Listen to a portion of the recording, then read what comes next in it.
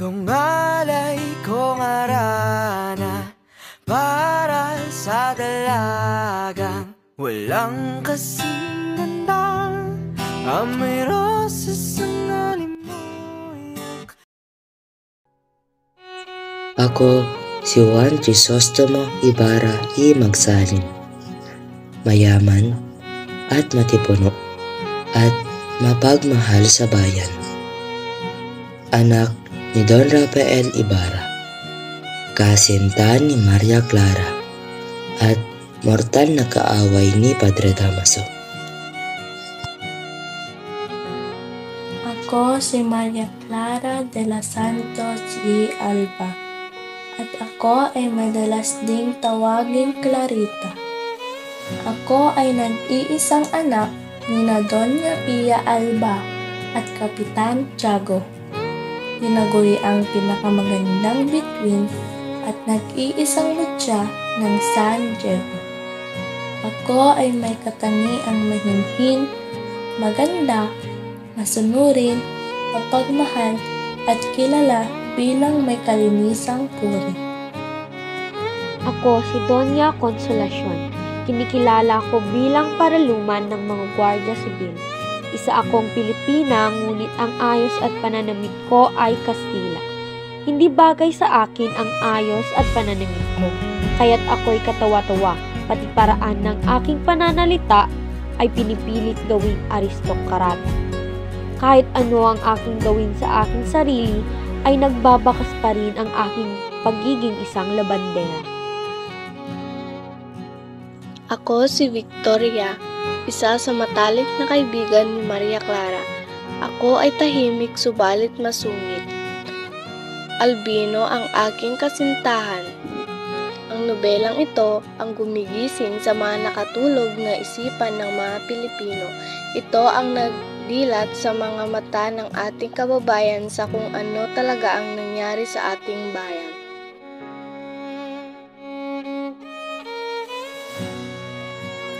Kami ang mga bata na ipinagtanggol ni Don Rafael Ibarra na sanhi ng pagkamatay ng kolektor. Kaya, labis kaming nagpapasalamat kay Don Rafael. Ako si Padre Damaso Verdolagas, o mas kilala bilang si Padre Damaso. Ako ay isang Pransiskanong praile na naninilbihan bilang kura sa bayan ng San Diego. Ako rin ang ama ni Maria Clara ng kasintahan ni Crisostomo Ibarra.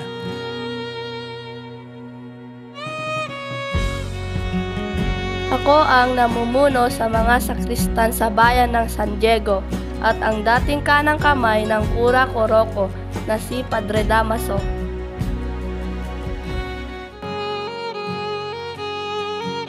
Ako si Kapitan Tiago, isa sa pinakamayaman sa aming bayan, ngunit hindi lang ito dahil sa aking kayamanan, kundi dahil sa aking pagmamahal sa aking bayan at mga kababayan. Para sa akin, hindi ang pera ang tunay na kayamanan, kundi ang puso at pagtitiwala ng aking mga kababayan. Ako si Elias. Ako ay nagtataglay ng talino at tapang. Kilala ako sa pagiging mapagmahal ko sa aking bayan at pangarap kong makamit ang kalayaan ng Pilipinas mula sa pananakop ng mga Kastila. Ako si Doña Victorina, isang Pilipinang nagpapanggap na taga-Europa. Nagdanais na makapangasawa ng dayuhan, kaya't napangasawa ko si Don Tiburcio. Pinagmamalaki ko ang isang doktor ang aking asawa para tawagin akong doktora. Ako din ay gumanap bilang kusinera. Ako si Sisa, isang simpleng may bahay. Palagi akong minamaltrato ng aking asawa, ngunit wala akong magawa. Mahal ko siya. Hindi ko siya kayang iwanan. Ngunit natatakot din ako sa kanya. Pero nandyan naman ang aking mga anghel ko, sina Crispin at Basilio. Mababait sila at mapagmahal. Bilang isang inay, may pagmamalaki ko sila. Ako si Bernardo Salvi na mas kilala bilang si Padre Salvi, ako ay isang Franciscanong fraile na kapalit ni Padre Damaso bilang kura paroko ng bayan ng San Diego. Mga pangarap, mga liwanag at dilim. Sa kapanahunan ng kadiliman, marami ang nagdurusa, marami ang nananahimik ngunit napapahamak. Oo, naninirang takot at naghinagpis. Hihintayin ko ang araw na itong lahat ay lumipas, malayo sa kabiguan at pang-api. Kaya kayong mga kalaban ko, mga dayuhan, huwag niyo akong salingin.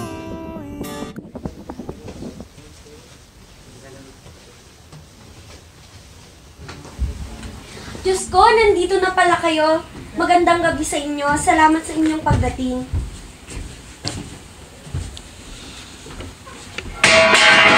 Sis Mar Joseph, maghintay lang kayo, mga bulagsak.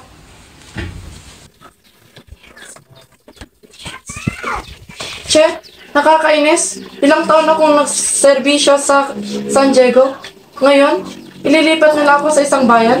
Napakawalang asa ng mga Indio. Maaari niyong masaktan si Kapitan. Isang Indio din ang may-ari ng bahay na ito. Wala akong pakialam. Luiset, napakawalang asa ng mga Indio at makasalanan pa. Matagal lang ipinagpapalagay ni Chavo na isa siyang Indio. Inuulit ko, wala nang makakatalo sa kamangmangan ng mga Indio. Padre, ang sakit mo naman magsalita. Parang hindi ka naging matalik na kaibigan si Kapitan Tiago at ninong ka naman ng anak niyang si Maria Clara. Hindi ba kaibigan mo din yung yumaong si Don Rap? Tumigil ka, para kang kung sinong nagmamarunong. Umalis ka sa paningin ko.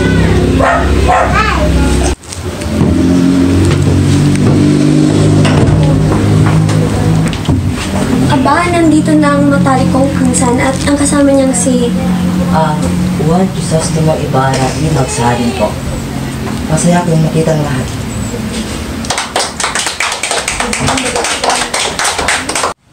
Reverend, ay po ba si Padre Damaso? Ang matalik na kaibigan ng lumao kong ama na si Don Rafael Ibarra. Ha? Bata, ako nga si Padre Damaso. Paumanhin ngunit hindi ko naging matalik na kaibigan ng iyong ama. Kilala niyo pala si Padre Damaso. Handaan ang hapunan. Wala ka bang mata? Mayroon pa, senyora. Ngunit ako'y nakamasid sa kulot ninyong buhok. Don Crisostomo, ilang taong kayo nag-aaral sa Europa? 7 taon po. 7 taon. Naku, baka nakalimutan mo na ang bayang ito. Naku, baka ako nalimutan ng bahay na ito. Bata, pumarito ka ba dito sa Pilipinas upang makilala ang bayang ito? Alam nating lahat na ang mga Indio ang nakatira sa lupain ito. Napakaliit na bagay ang sinadya mo rito. Walang mahalaga sa bayang ito. Reverensya, huwag po kayo magsalita ng ganyan. Mayamang itong bansang Pilipinas tulad ng inang Espanya. Ha? Ganito na ba ang mga binata ngayon? Nagmamarunong? Walang asal? Sinasagot pa ang ireberensya? Parang matalinong magsalita. Senyores, huwag po kayo magtataka sa aming dating kura. Ganyan na siya dati pa. At hindi nagbabago. Patawad, ngunit kailangan ko nang umalis.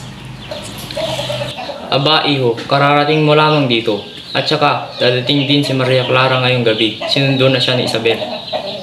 Salamat po sa inyong pagtanggap sa akin dito. Ngunit marami pa kong aasikasuhin.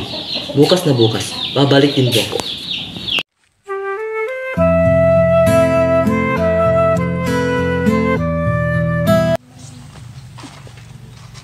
Senyor Ibarra, Hindi, kayo pala. Ginulat niyo ako. mag-iingat kayo, senyor. Maging aral sana sa inyo ang nangyari sa inyong ama. Ila, may nalalaman ko sa pagkamatay ng aking ama. Maaari mo bang sabihin sa amin? Wala ba kayong nalalaman? Sa pagkaalam ko, namatay ang inyong ama sa loob ng bilangguan. Sa bilangguan? Nakulong ang aking ama? Hindi ako maaaring magkamali. Ang iyong ama ay namatay sa bilangguan. Si Rafael Ibarra. Siya ang pinagbintang ere at palibustero ni Padre Damaso. Maaari niyo bang sabihin sa akin ang buong pangyayari? Bakit po siya nakulong?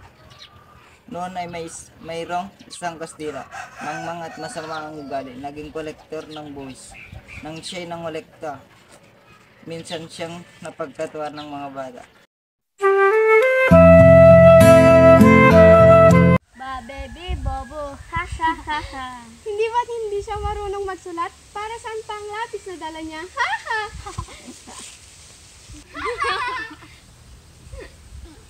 Pigilan niyo ako, baka ano pang magawa ko sa inyo.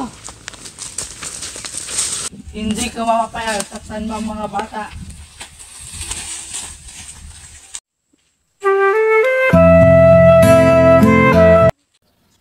Larita, sa palagay ko, mas maganda na lumipat ka sa Malabon. Hindi na kasi sa San Diego nagsiservisyo ang ninong mo na si Padre Damaso. Inilipat na siya. Sige, maghanda ka na ng mga damit mo at magpaalam ka na sa iyong kaibigan. San, ano ka ba? Masiyang ang anak mo sa San Diego. At sigurado akong masisiyan siya kasi nandoon si Ibarra. Tama. Nagpasya nga si Crisostomo dito. Ano? Ano ba yung dalagang yun? Clarita, si Crisostomo nandito na. Halika nga dito. Ikaw talaga, payahiya ka pa. Maria Clara? Nakalimutan mo na ako. Sigurado ako na may nakita ng ibang babae sa bansang pinunta ka nila. Maaari ba kitang malimutan? Araw at gabi ay ikaw na akong iniisip. Ikaw talaga, hindi talaga kita nakalimutan. Natatandaan ko pa yung mga oras na naglalaro tayo. Noong nasa Victoria ako. Sinasabihan ako na kalimutan kita pero hindi. Hindi talaga kita makalimutan. Bisis ko. Maria Clara. Bukas, Todos Los Santos na. Ito, mga bulaklak. Ialay mo yan sa libingan ng mga magulang mo. Crisostomo, magkita tayo sa loob ng ilang araw ha. Inaasahan kita. Sige Maria Clara. Aalis na ako.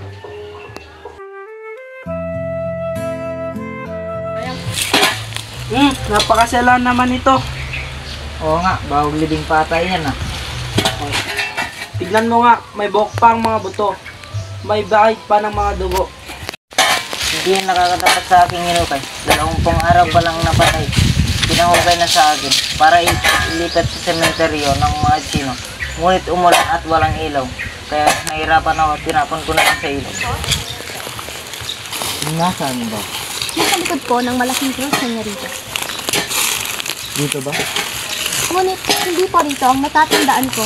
Sandali lamang po at ipagtatanong ko. Kung nasaan ang malaking krus na itinirik dito?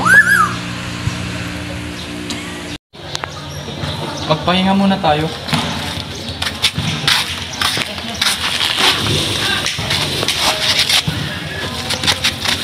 Magkano ba ang kita mo ngayong buwan, kuya? 2 piso lang, bakit ba? Nais kong bayaran mo ang sinasabi nilang ninakaw ko. Sira ka ba, Crispin? Di ba 32 piso ang binibintang nila sa iyo? Kahit 1 taon pa akong magtrabaho, hindi ko yun mababayaran. Ngunit wala talaga akong ninakaw, kuya. Wala talaga akong ninakaw, kuya. Kapag nalaman nito ng inay, natatakot ako, kuya. Dahan lang, Crispin. Hindi rin naman maniniwala si Nay. Dahan na. Huwag kang mawalan ng... Basilio, may multa kang 2 real. Dahil sa hindi tamang pagpapatunog ng kampana at ikaw, Crispin, hindi ka maaari umuwi hanggang hindi mo sinasauli ang ninakaw mo. Marahil ay gutom na ang mga anak ko. Hindi ko sinahayang magutom, kaya't nagluto ako ng masarap na pagkain. May makakain ba? Mayroon. Nasaan? Bilisan mo at nagugutom na ako.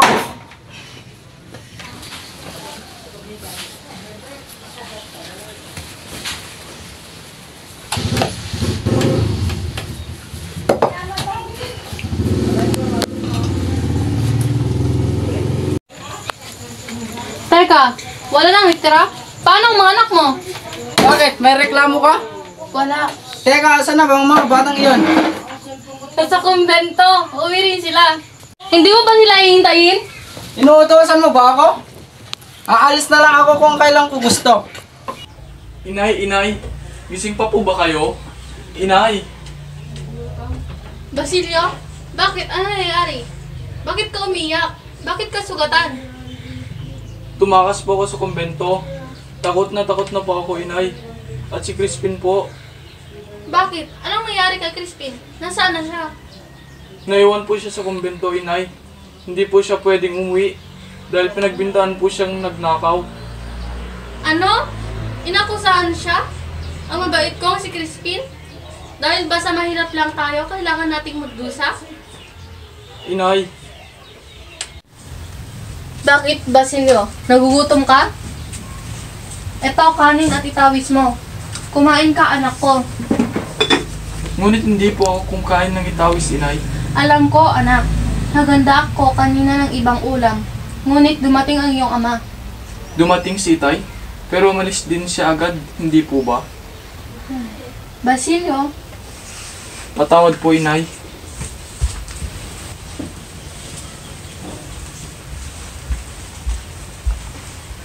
Hay, Diyos ko, ano po bang gagawin ko?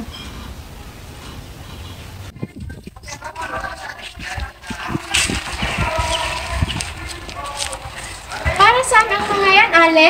Para sana sa kura. Nais ko sana siyang makausap. May sakit ang kura ngayon. Tungkol saan po ba ito? Tungkol ito sa anak ko, si Crispin. Hindi pa kasi ito umuwi.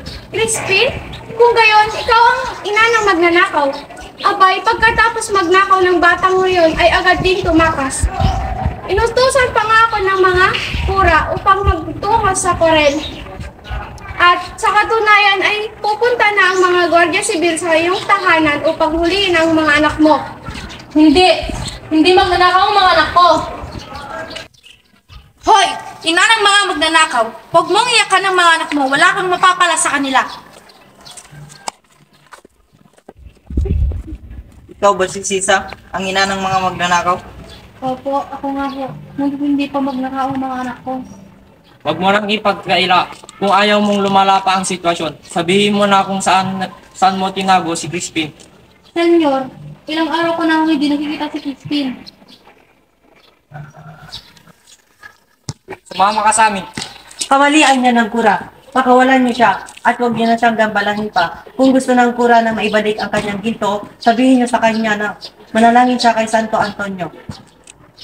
Umalis ka na rito. Wala nang may papakain ng gobyerno sa'yo. Crispin, Basilio, mga anak ko, nasaan na kayo? Ano to? Damit ni Basilio? Dugo? Bakit may sugat ang anak ko? Ha! Dugo? Ang anak kong magnanakaw? Ako ang ina ng mga magnanakaw? Ha! Dugo!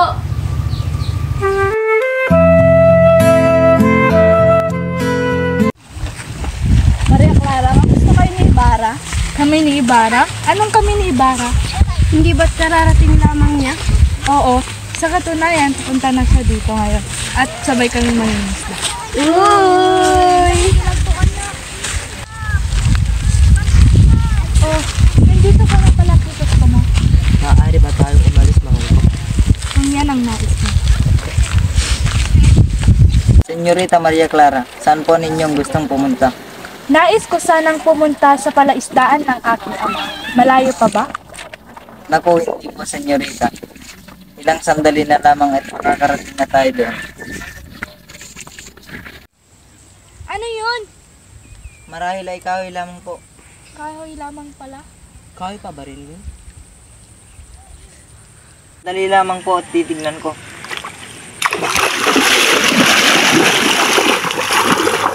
Isang buhaya! May buhaya! Kaya pala nauubos ang isda dito. Kailangan nang mamatay ang buhayang iyan. Jesus naman, nanganganib ang buhay niya! Huwag kang mag-aalala, mahal ko. Ililigtas ko siya. Ibarra! Iligtas sila! Iligtas sila!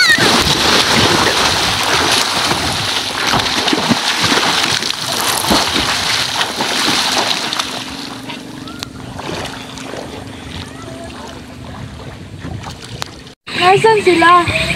Baka kung anong nangyari na sa kanila.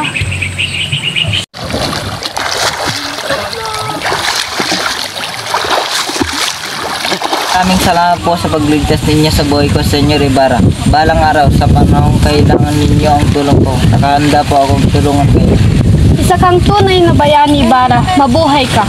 Mahal ko, nagustuhan mo ba ang pagkagawa ng itanayo kong paaralan? Siyempre naman, mahal ko.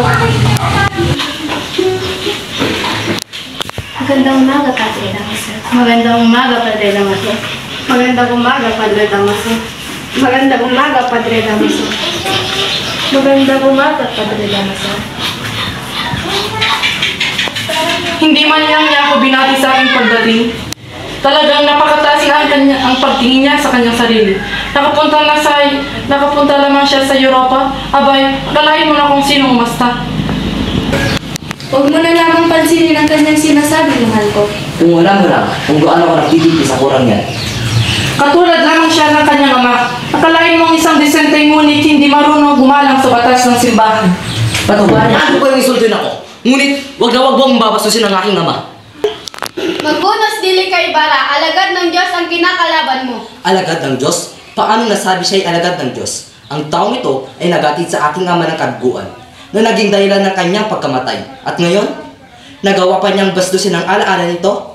Ganito ba ang gawain ng isang alagad ng Diyos? Crisostomo, pakiusap. Alang-alang lamang sa akin. Huwag mong saktan si Padre Damaso.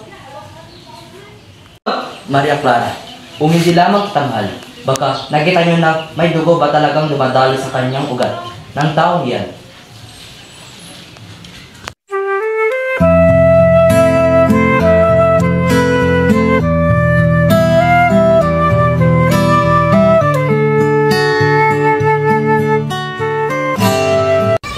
Mga Guardia Civil!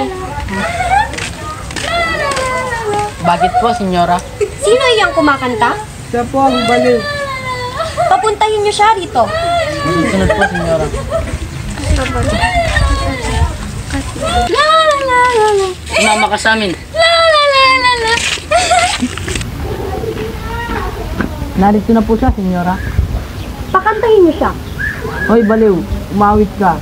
Awit na. Awit na. Hoy, baliw! Baliw? Sinong baliw? Baliw. Sumayaw ka! Sumayaw? Gayahin mo ako!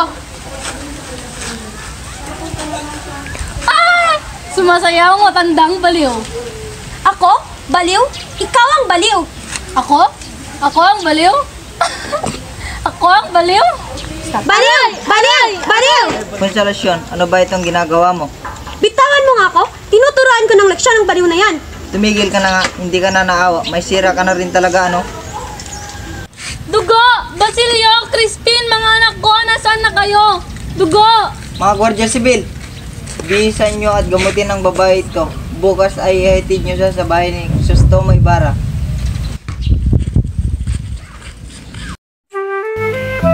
Sa tahanan nila Kapitan Tiago ay dumating ang mag-asawang de Espadaña kasama ang isang binatang Kastilang nagngangalang Alfonso Linares upang alamin ang kalagayan ng may sakit na si Maria Clara.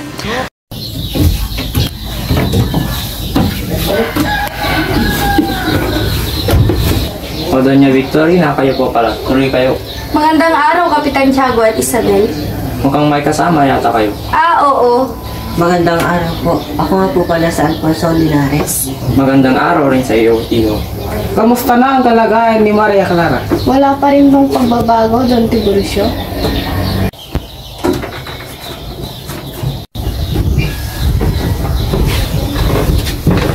Iha, kamusta na ang iyong pakiramdam? Sumasakit pa rin po ang aking ulo, Doktor. Doña Victorina, siya po ba si Maria Clara? Oo, Alfonso. Tunay nga po napakaganda niya. Magandang araw, Padre Damaso. Nasaan siya? Magpapahinga sa kanyang pilig.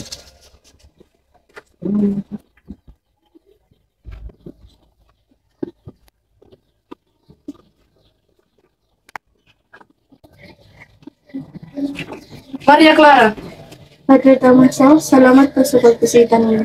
labis akong nag-aalala sa'yo, Iha. Magpagaling ka. Opo. Sige muna, Iha. Magpagaling ka muna.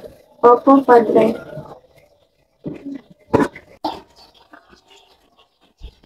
Padre Damaso. Victorina, sino ang iyong kasama mo? Sa totoo nga po, kanina ko pa po siyang gustong ipakilala sa inyo, Padre. Siya po si Alfonso Linares, ang inaanak ng inyong bayaw. Inaanak ng aking bayaw? Kung gayon, siya ang inaanak ni Carlicos? Opo, ako nga po. Anong sayo ka sa wakas nakilala na kita, iho? Ako rin po, Padre. Matagal ko na rin po kayong gustong nakita. Nandito po siya para maghanap ng mapapangasawa niya. Mapapangasawa? Madali lamang yan, iho. Maghintay ka lamang. Naglalakad na magkahawak kamay ang mag-asawang De Espadaña kasama si Linares hanggang sa napadaan sila sa tahanan ni Doña Consolacion. Ano ba naman yan? Ang pampangit naman ng tumataan. Hoy labandera, kami ba ang pinariringgan mo? Bakit? Natamaan ka ba? Anong labandera? Gusto mo bang laban ko ang kulit mong buhok? Baka gusto mong planchain ko pa. Ay, matandang mga kulang. Kung nakapagsalita ka, kala mo kung sino kang maganda. Anong sabi mo? Baka gusto mong mag-toast tayo. Hindi kita uurungan. Pwede bang tumigil na kayong dalawa? Para kayong mga bata. Alpres, pagsabihan mo yung asawa mong mukhang magkukulang. Kung hindi ka lang isang babae. Tayo na, Victorina. Wala tayong mapala sa mga... Ang kapal naman ng mukha mong pilay na peking manggagamot.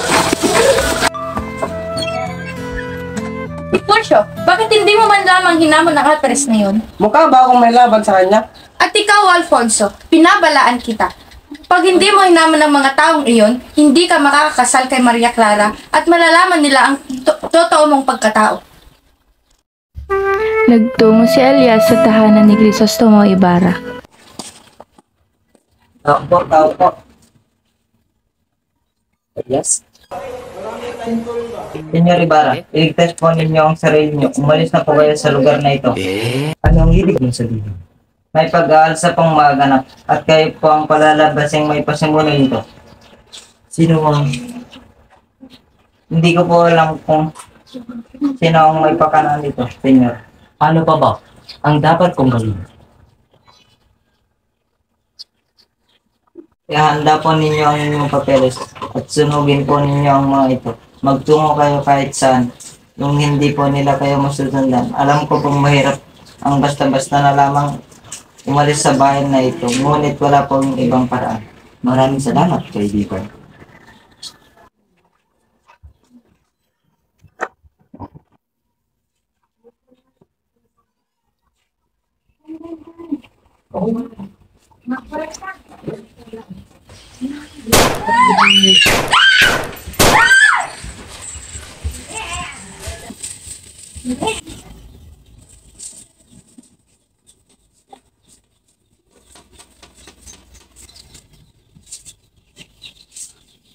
Sino po yan?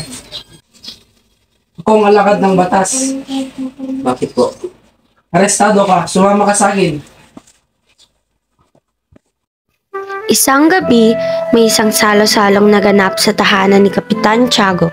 Pinag-usapan ng mga panauhin ang balita tungkol sa pagdakip kay Crisostomo Ibarra. Kasabay nito ang balitang ikakasal na si Maria Clara sa Kastilang si Alfonso Linares. Ang malungkot na dalaga ay nagtungo sa azotea at pinagmasdan ang ilog. At makalipas ang ilang sandali, nakita niya ang isang bangkang paparating.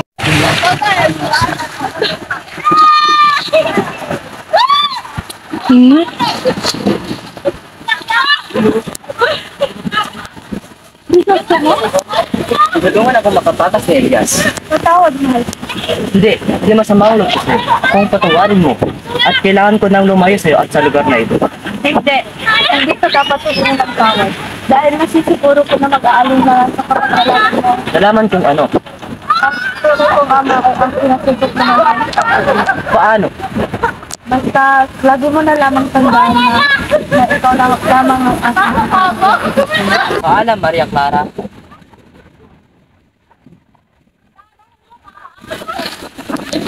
Saan ba tayo tutungo? Sa isang kaibigan ko sa Mandaluyong, senyor. At pagkatapos, mamumuhay po kayo ng tahimik sa ibang bansa. Ako lamang? Bakit hindi mo ako samahan? At magturingan tayo para magkapatid. Para saan ka? Hindi! Hindi ito maaari, mahal ko! Anong nangyari sa'yo, anak ko? Masaya na po ba kayo? Anong ibig mong sabihin? Wala na siya! Patay na si Crisostomo! Wala nang taong mahal ko! Ngunit, tanging si Ibarra lamang ang mahal ko. Walang iba. Hindi ko mahal si Alfonso at hindi ako magpapakasal sa kanya. ngunit, kung itutuloy niyo pa rin ang pagpapakasal sa aming dalawa, magpapakamatay ako. Patawarin mo ako, Iha. Patawarin mo ako kung naghimasok ako sa buhay niyo ni Ibarra. Sa buhay mo. Patawarin mo ako, Iha. Magmumungha na lamang ako kung iyan ang iyong kagustuhan.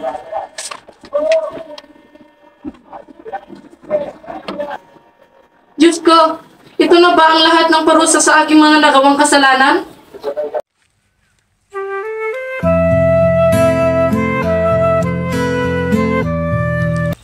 Inay, Sino ka? ako po si Basilio, anak nyo. Anak? Hindi kita anak. Hindi kita kilala. Inay, inay! Huwag po kayong matakot, inay. Basilio? Oo, ako nga po. Anak ko?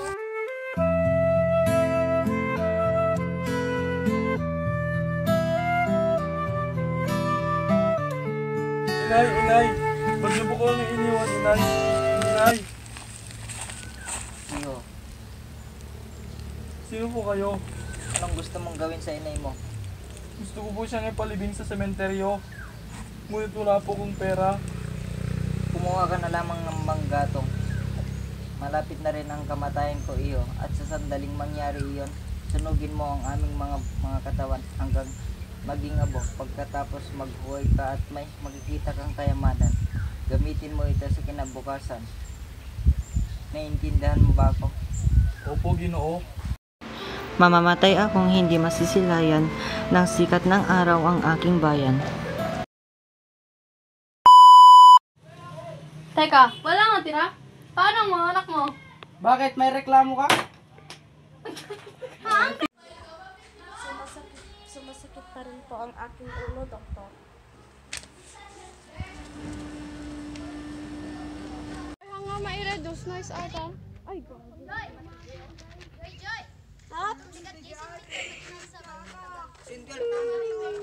Sige, kain natin. Sige.